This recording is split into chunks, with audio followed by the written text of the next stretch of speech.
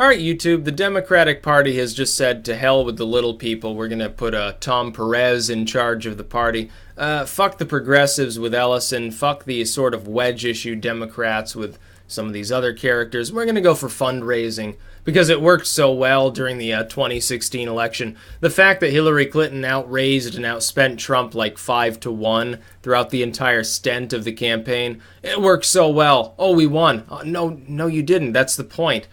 That's why this is a bad idea. Now, prior, several months ago, I think, I said, I expected Trump to win. And what happens after depends really upon what the Democratic Party does to react to him. If it gets its soul-searching done, gets its act together, reorganizes, launches a proper midterm campaign, maybe they survive through that, then they probably get decimated in the next election. The alternative is that something like this happens. They decide to go with another neoliberal, aka a corporate shill, who's there primarily to raise money, which no longer works, to suck the cock of the corporate media, the banksters, and so forth. They do maybe all right during the midterms at best. They probably lose handily. And then a schism happens within their party. And that's what I'm now predicting. I'm predicting that the Democrats will not do well during the midterms. In 2018, I expect them to at most break even. If they regain anything, it's not going to be nearly enough to regain the House, probably the Senate. They'll continue to lag behind on governor's seats. They may lose support, in fact, and they'll probably boot Perez out after a single 2-year term there as the head of the DNC. Now, what will happen is that after that, the young Democrats, the Sanders and Warrenites, they will get even more alienated, and they will press even harder. Ellison did come in a close second. They will press even harder to have progressive leadership in the Democratic Party. Or the other possibility is that the centrists, the sane Democrats, the dying breed of like Jim Webbs, will take control of the party. They will say, we are the intermediary here. We're capable of fundraising because we're sane, unlike the Bernie Sanders nut fucks over there, but we also have youth appeal because we're not solely focused on corporate cocksucking and wedge issues. And maybe they'll prevail. It's less likely. It's more likely that the progressives will take hold. I don't think they'd do well against Trump either. I've already stated this. I think Sanders would have lost against him. But he would have fared better. He might have won Michigan at the very least. He would have fared better than fucking Hillary Clinton. The Democratic Party has just shown what people have been saying. Not just people within the Democratic Party, but without. They don't fucking care about the little people. They care about absorbing as much corporate and bankster cash as possible. Everything else, to hell with it. As long as they keep existing as a party, as long as they continue to browbeat the third parties, the Green Party that's actual liberals, the Libertarian Party that's actual classical liberals, as long as they pretend that there's a problem with them and maintain their hegemony as that sort of second-place party, they can continue making lots of money. And that's what motivates them. That's why they put Perez in the position. Keith Ellison wouldn't have been as good at raising money because he's black and he happens to be a Muslim. An honest Democrat will admit that that's actually still a problem within the left. The so-called left. The Democratic Party has the same fucking problem that the Republicans do. They don't take people like that seriously. They want to be led by a white male. So then you have these fringe candidates. You have a Muslim. You have a female, and then you have a black female who really gets shafted. These are the people that speak for those wedge issues that you proclaim that you actually care about. The Democratic Party doesn't care about black rights. They simply want to use black people as a wedge issue for voting purposes and for fundraising purposes. They don't care about Hispanics. They don't care about Hispanic rights. They only want them as voters and to use them as a moral wedge issue. They don't care about small businesses. They don't care about the middle class. They don't care about the poor. And people are beginning to notice this fact. The nomination of Tom Perez to the highest rung of the DNC, basically just Debbie Wasserman Schultz with a dick, or Hillary Clinton with a dick, just proves this further. Because they haven't actually completed their soul searching, and because they've actually come to the moral conclusion that doing exactly what they were doing before and lost under is a good idea, that's why they'll lose again. And maybe then the level of social alienation among the Sanders fans will rise high enough for them to threaten to leave the party entirely and vote third party if they don't get their way. And the Democrats might actually listen to that. Instead of just saying, oh yeah, Keith Ellison should lead the party. Bernie Sanders comes up, yes, Keith Ellison's a great man. He's a Muslim, and therefore there's something great about him. I don't know exactly what, because I criticize religion constantly, but vote for Keith Ellison. He comes in a close second place. Okay, that's fine. But you've just alienated millions and millions of Bernie fans. You've alienated millions of Elizabeth Warren fans. You've alienated millions of centrists who are tired of the corporate sucking going on within the Tom Perez's and Obamas and Hillary Clintons of the party. The Democrats have just screwed themselves as far as the midterms go. That's my reading of the situation. Now, if you push me to make a prediction right now, what is most likely to happen? It's not certain, but the most likely outcome of the midterms is now that the Democrats, at the very best, break even, which is to say they continue not to control the House or Senate. That's the best possible scenario I can see. If they're lucky, they regain one House seat, maybe two. Ooh, what a red letter day that would be for them. The problem is this: the Republicans typically outperform during midterms. They typically perform better at midterms than Democrats do. They have a huge advantage in the midterms. You've seen this before. Obama wasn't vastly unpopular when the Tea Party utterly wiped out all the Democrats in the Senate and the House and took them over. It's not like he was horribly unpopular, like the average American thought he was actually a Muslim or anything. They just were better organized and their turnout was higher. We saw in this election that turnout among Republicans was higher than anticipated. That's why the corporate media couldn't save Hillary Clinton. They were using old turnout estimates that said, yeah, it's a general election, therefore Democrats will turn out more.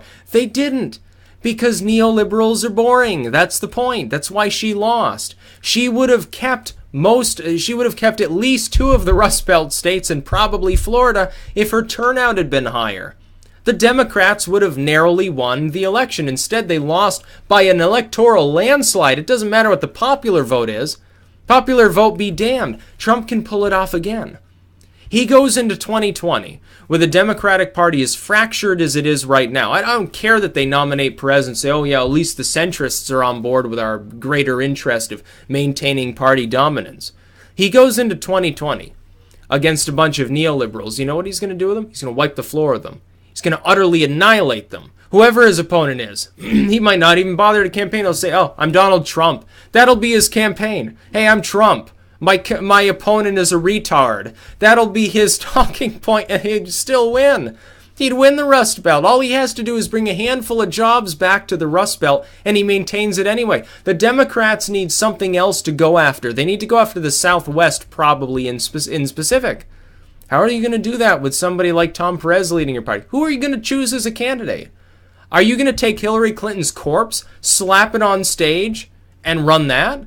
Are you going to have geriatric Bernie Sanders bumbling through his lines and drooling on himself like a half-demented vegetable running for your party? Who exactly do you plan to put up against Donald Trump? Would be my question. As your strategy, who exactly are you planning on? Which dark horse candidate do you think can unseat him? I don't think you have anybody. Your best shot at this point is some idiot like Cuban or something like that. That doesn't speak well for your party. Mark Cuban. Oh, what a wonderful, well-spoken individual he is.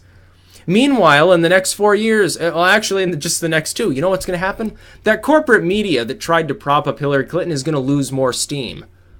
2 more years for it to lose power and for the internet to gain it. While Generation Z slowly approaches early adulthood, begins to speak out against what they don't like, and begins browbeating your party from the youth. As in browbeating the actual millennial voters that you once capitalized on in 2008. Those very young voters are no longer very young. We're approaching middle age at this point, in some cases. Some of them already are there. You're still locked in the 90s like Generation X is the young voters, and you can count on them to be at least kind of sort of liberal because they want to smoke weed or something like that. That's what the Democratic Party plans to do. You're suicidal as a political party. You're crazy. You think that that's going to work? I don't. I think at some point, if you keep up, if you make this mistake beyond the midterms, you can make the mistake in the midterms and you'll get hammered, but you'll still survive as a party. You make a mistake like that in 2020, you know what's going to happen? The Greens and the Libertarians will soon form a 3-party complex with the Republicans. The Democrats will be the 4th tier. You'll be the flat wheel in the back of the vehicle that gets removed real fucking quick. Because you'll be the dysfunctional party. You'll be the ones that don't understand anything. You don't know how it is to go after the youth. You don't know what real liberalism is. You're not speaking for workers' rights. You're not speaking for the majority or the minority, oddly enough. You're not standing for any anti-war sentiment. You're not even a wedge issue-based party anymore. You're just a laughingstock. That's what'll happen to the Democrats. Get a life. Grow a pair. Something like that. At least maintain some degree of relevancy. You put the centrists, you put the Jim Webbs in charge, you stand a fighting chance of at least being taken seriously. You still probably won't defeat Trump in 2020, but at the very least, next time around, you get a weaker Republican, somebody who's not Donald Trump, honestly. Maybe you'd stand a fighting chance, and people would actually respect you because your platform wouldn't be all sorts of fucked up. Putting Tom Perez in charge. Jesus Christ. People are nuts. They just want to raise more cash. They just want to suck off the banks and corporations. It's all they want. They don't care if they lose. It's like they've given up. Watching the Democratic Party right now, you look at CNN, they're like, oh yeah, the Democratic Party's weak. Oh, they're ready to rise to the challenge, but they can't because they're too fucking weak to do anything. Yeah, my thoughts exactly. CNN is right for once. That's sad. You've got the corporate liberal media stumping against you because of your poor decision-making skills. It's how dumb people like Debbie Wasserman Schultz or Hillary Clinton or Barack Obama or any of their ilk, like the Howard Deans of the party, really are. How dumb can you get? Tom Perez. Ask the average person under 30 if they know who Tom Perez is. I bet you 99% of them don't even know him. They just see another old, boring white dude. They probably, if you asked them, here's this dude here, what party do you think he's a member of? They'd probably say Republican. They'd probably think that he was just some old white evangelical dude. Way to really get the youth vote going. Yeah, I'm sure he's a total progressive, despite the fact that Bernie Sanders apparently hates his fucking guts because he supplanted Keith Ellison. Bernie Sanders wanted an Islamic theocratic party, essentially. Apparently, Islamic socialism or something like that. I can't say that that would help the Democrats. See, this was the problem. They were stuck between a cock and a hard place. They go Clintonian, they get fucked. They go progressive, they probably get fucked. They go centrist, they don't get fucked, but they've spent several decades alienating all the centrists. They all voted for Trump. Though the last few wise people within the Democratic Party aren't even liberals. They're a bunch of conservatives. They're paleocons. They're far to the right of Donald Trump. You get someone like Jim Webb or something like that. That's the voice of sanity within the Democratic movement. Years ago, I thought that because the Republican Party was mired in wedge issues, that they were going to be the ones that exited the stage of history. And I said that openly, and I was wrong. That's because Trump came along. And Trump took them away from the wedge issues, put it back on the economy and back on, yeah, we're Americans. We're going to make America great again. He didn't say we're going to make the Republican Party great again. He didn't say we're going to make the right wing great again. He didn't say we're going to make Christianity great again. He said we're going to make America great again. And that played up to the Rust Belt and reinvigorated the Republican movement. Beyond partisanship, the conservative movement in general. Whatever form you think that should legitimately take. Democrats don't have somebody like that. They don't have a JFK. They don't even have a Jimmy Carter. They don't even have somebody that skilled. They've got a bunch of boring corporate suckers. People who don't know how to campaign, and they just put one in charge of the Democratic Party. Good luck. You're going to need it in the midterms. That's about all.